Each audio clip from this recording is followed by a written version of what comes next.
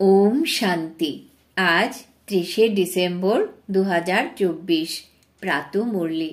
বাবা আজ বলেছেন, মিষ্টি বাচ্চারা, আত্মারূপী ব্যাটারিকে জ্ঞান আর যোগের দ্বারা ভরপুর করে শতপ্রধান বানাতে হবে, জলের স্নানের দ্বারা নয়। আজকের মুরলির প্রশ্ন, এই সময় সকল মনুষ্য আত্মাকে এরকম বিভ্রান্ত কে বানিয়েছে? সে কেন সবাইকে বিভ্রান্ত করে দেয়? উত্তর, রাবণ সবাইকে বিভ্রান্ত করে দেয়, কারণ সে নিজেও ওই রকম বিভ্রান্ত। তার নিজের কোনো ঘর নেই।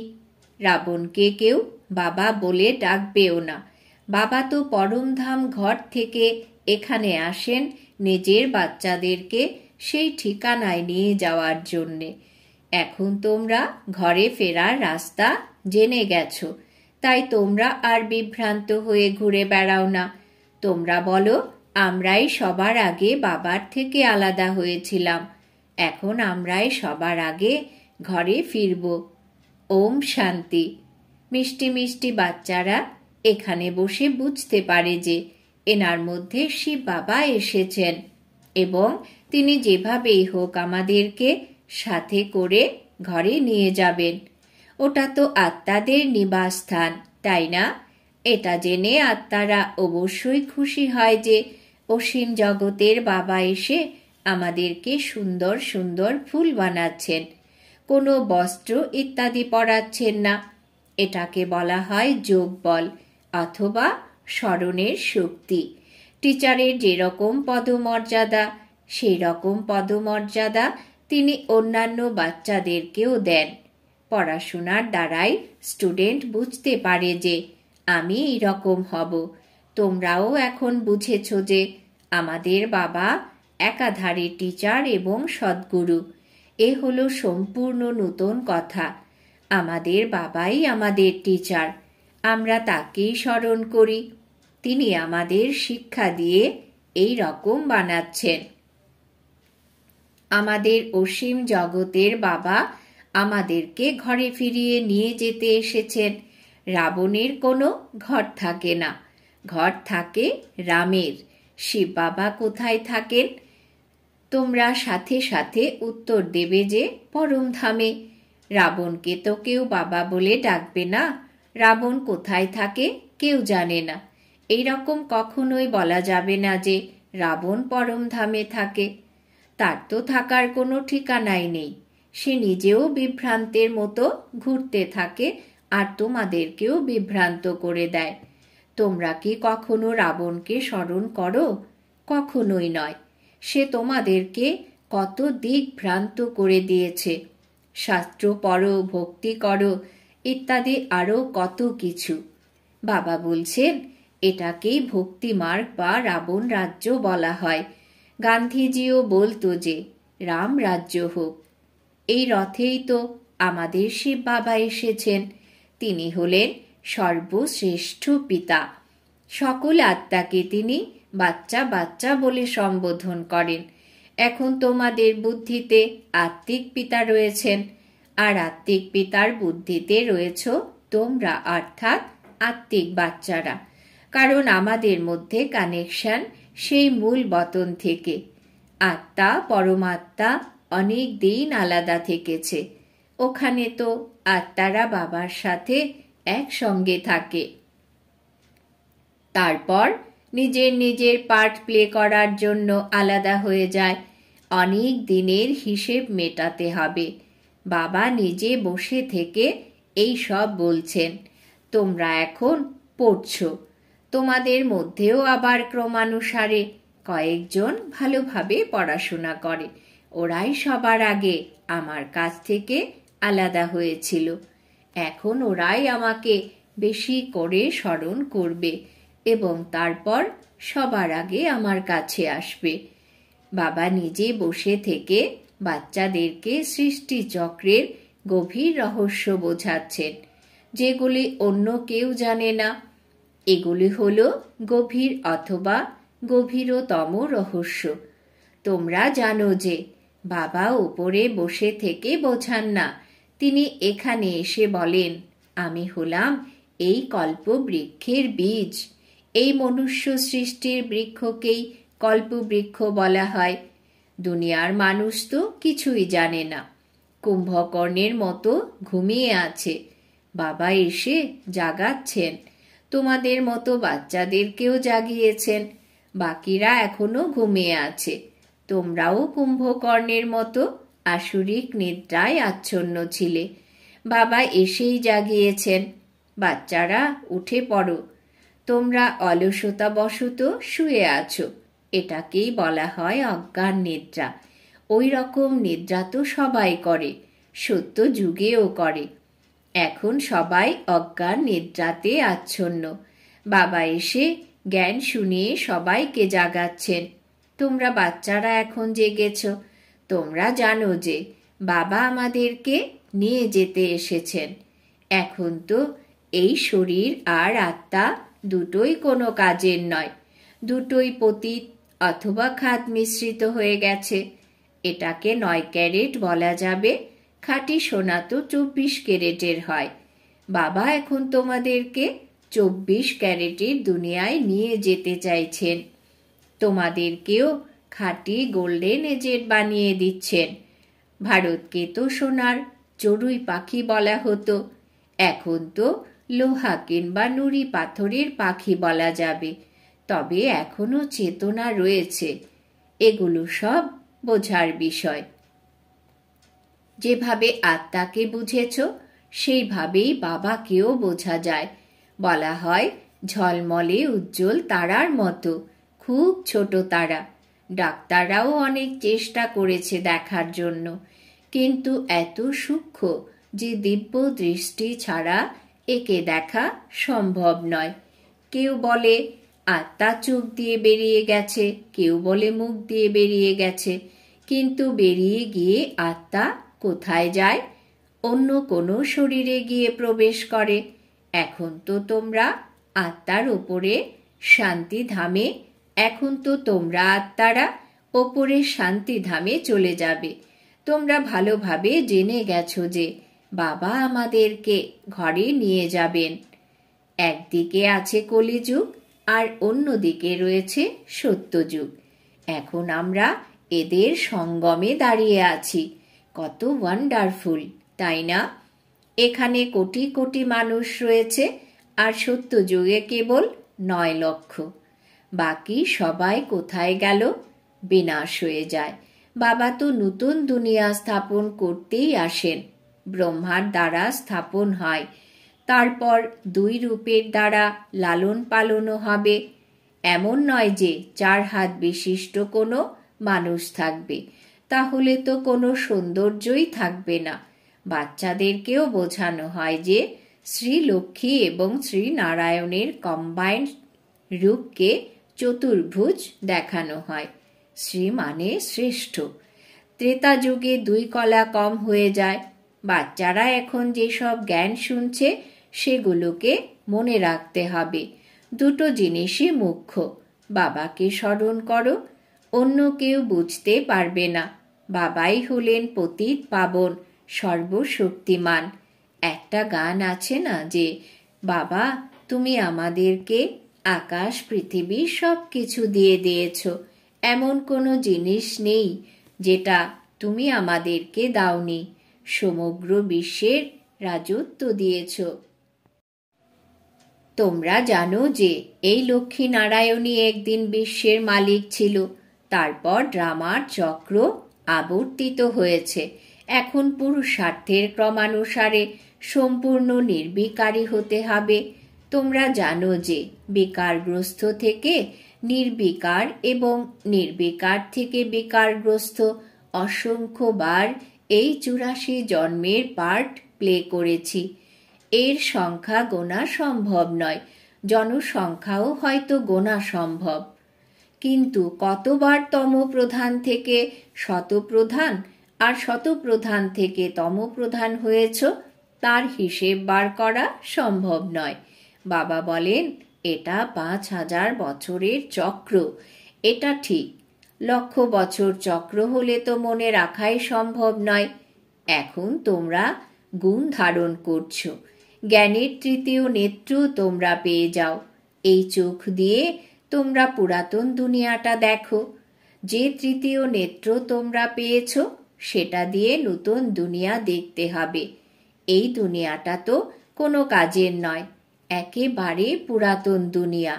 নতুন আর পুরাতন দুনিয়ার মধ্যে অনেক পার্থক্য। তোমরা জানো যে আমরাই নতুন দুনিয়ার মালিক ছিলাম। 84 জন্ম নিতে নিতে এই রকম হয়ে গেছি। এগুলো ভালোভাবে মনে রাখতে হবে এবং তারপর অন্যকেও বোঝাতে হবে যে আমরা কিভাবে এই রকম হয়ে যাই। ব্রহ্মা থেকে বিষ্ণু এবং বিষ্ণু থেকে ব্রহ্মা। ব্রহ্মা আর বিষ্ণুর মধ্যে পার্থক্য তো দেখতেই পাও। বিষ্ণু কত সুসজ্জিতভাবে বসে আছে আর ব্রহ্মা কত সাধারণভাবে বসে আছে। তোমরা জানো যে এই ব্রহ্মাই ওই রকম বিষ্ণু হয়ে যাবে। এইগুলো কাউকে বোঝানো তো খুবই সহজ। ব্রহ্মা বিষ্ণু আর শঙ্করের মধ্যে কি সম্বন্ধ? তোমরা জানো যে বিষ্ণুর দুই রূপ, লক্ষ্মী আর নারায়ণ। এই বিষ্ণুই দেবতা থেকে ব্রহ্মা আর মানুষ হয়ে যায়। বিষ্ণু সত্যযুগে থাকে আর ব্রহ্মা এখানে। বাবা বুঝিয়েছেন ব্রহ্মা থেকে বিষ্ণু হতে তো 1 সেকেন্ড সময় লাগে, কিন্তু বিষ্ণু থেকে ব্রহ্মা হতে 5000 বছর সময় লাগে।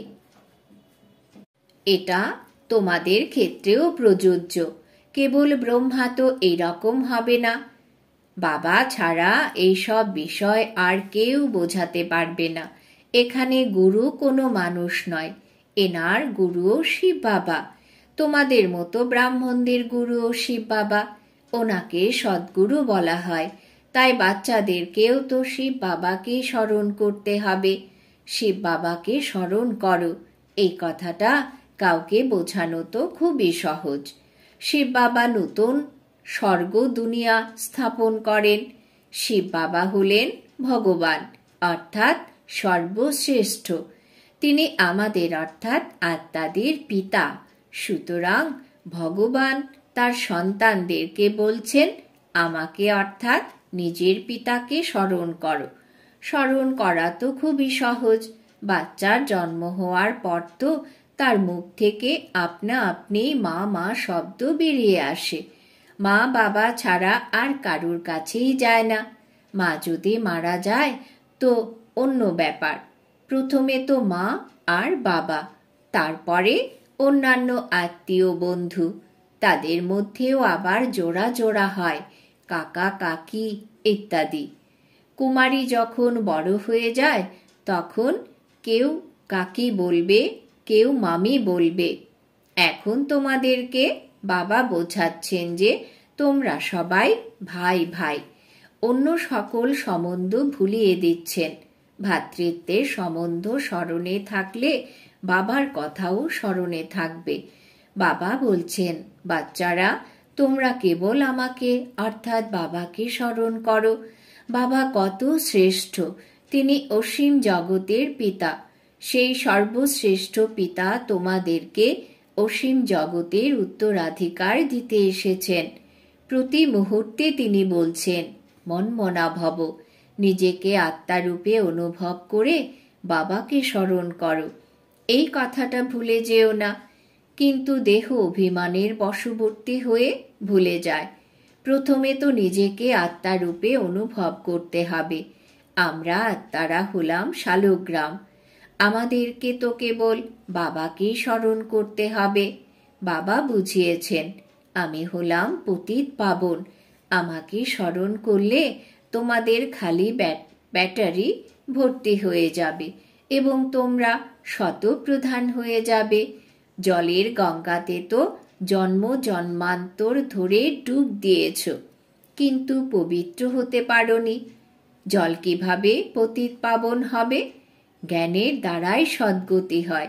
এখন এটা হলো পাপ আত্মাদের মিথ্যার দুনিয়া। পাপ আত্মাদের সাথেই লেনদেন করতে হয়, কাজে কর্মে কথাবার্তায় কিংবা মানসিকভাবে সকলেই পাপ আত্মা। তোমরা বাচ্চারা এখন বুঝতে পেরেছ। তোমরা বলো যে আমরা এইরকম লক্ষ্মী নারায়ণ হওয়ার জন্য পুরুষার্থ করছি। এখন তোমাদের ভক্তি করা বন্ধ হয়ে গেছে, জ্ঞানের দ্বারাই সদ্গতি হয়। এরা অর্থাৎ দেবতারা তো সদ্গতি সম্পন্ন, তাই না? বাবা বুঝিয়েছেন এই ব্রহ্মা এখন অনেক জন্মের অন্তিম জন্মে রয়েছে। বাবা কত সহজভাবে বোঝান। তোমরা বাচ্চারা অনেক পরিশ্রম করো, প্রত্যেক কল্পেই করো। এই পুরাতন দুনিয়াটাকে পরিবর্তন করে নতুন দুনিয়া করতে হবে। ভগবানকে জাদুকর, রত্নাকর, সওদাগর বলা হয়।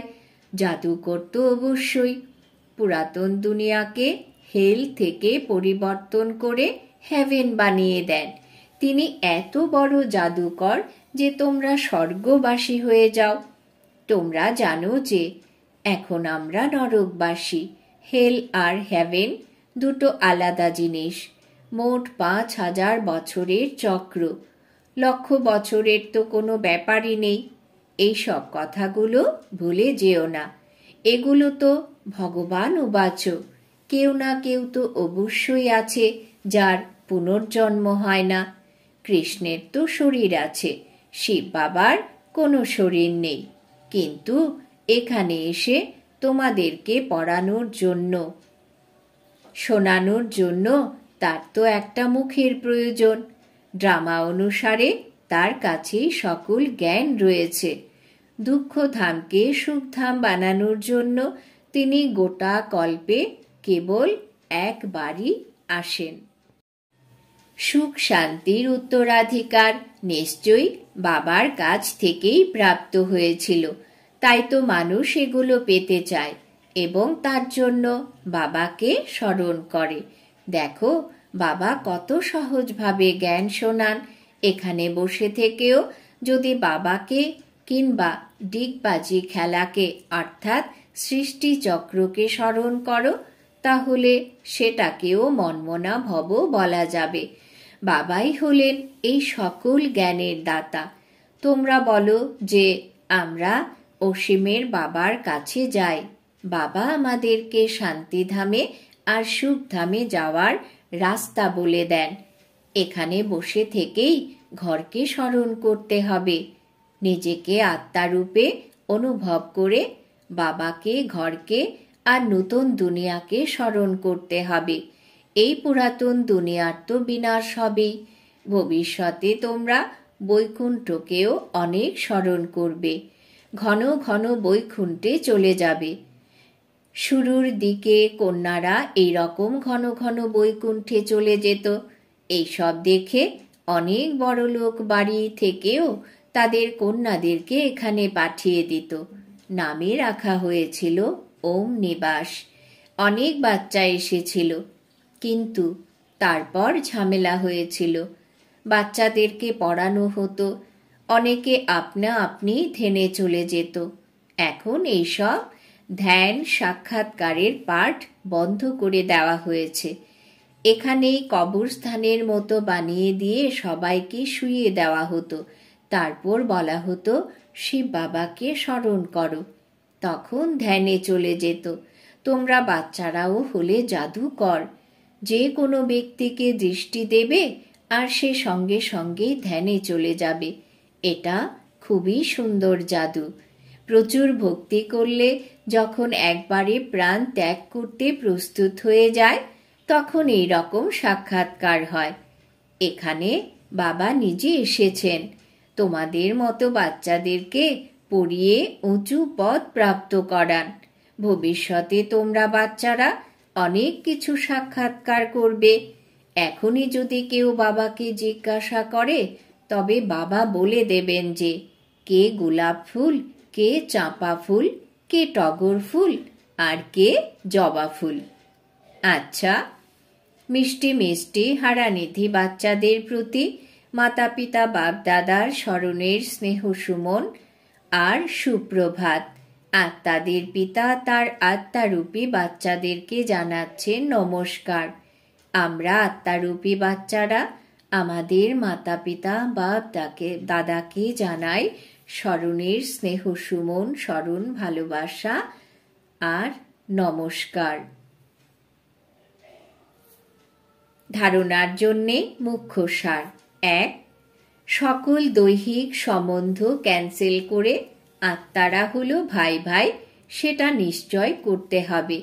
বাবাকে স্মরণ করে সম্পূর্ণ উত্তরাধিকারের যোগ্য হতে হবে। 2. পাপ আত্মাদের সঙ্গে লেনদেন করা উচিত নয়। সবাইকে অজ্ঞান নিদ্রা থেকে জাগিয়ে শান্তিধাম সুখধাম যাওয়ার রাস্তা বলে দিতে হবে। বরদান: মন বুদ্ধির একাগ্রতার দ্বারা সর্বসিদ্ধি প্রাপ্তকারী সদা সমর্থ আত্মা ভব। মন বুদ্ধির একাগ্রতার দ্বারা সর্বসিদ্ধি প্রাপ্তকারী সদা সমর্থ আত্মা ভব। ব্যাখ্যা: সর্বসিদ্ধিগুলোকে প্রাপ্ত করার জন্য একাগ্রতার শক্তিকে বৃদ্ধি করো। এই একাগ্রতার শক্তি সহজেই নির্বিঘ্ন বানিয়ে দেয়। পরিশ্রম করতে হয় না। এক বাবা, দ্বিতীয় কেউ নয়। এর সহজ অনুভব হয়, সহজেই একরস্থিতি হয়ে যায়। সকলের প্রতি কল্যাণের বৃত্তি, ভাই ভাইয়ের দৃষ্টি থাকে। কিন্তু একাগ্র হওয়ার জন্য এতটাই সমর্থ হও যে মন বুদ্ধি সদা তোমাদের অর্ডার অনুসারে চলবে। স্বপ্নেও 1 সেকেন্ডের জন্যেও দোলাচল হবে না। স্লোগান: কমল পুষ্পের সমান পৃথক থাকো, তাহলে প্রভুর প্রিয় পাত্র হয়ে যাবে। কমল পুষ্পের সমান পৃথক থাকো, তাহলে প্রভুর প্রিয় পাত্র হয়ে যাবে। আজকের সমান: আমি সদা সমর্থ আত্মা। ওম শান্তি।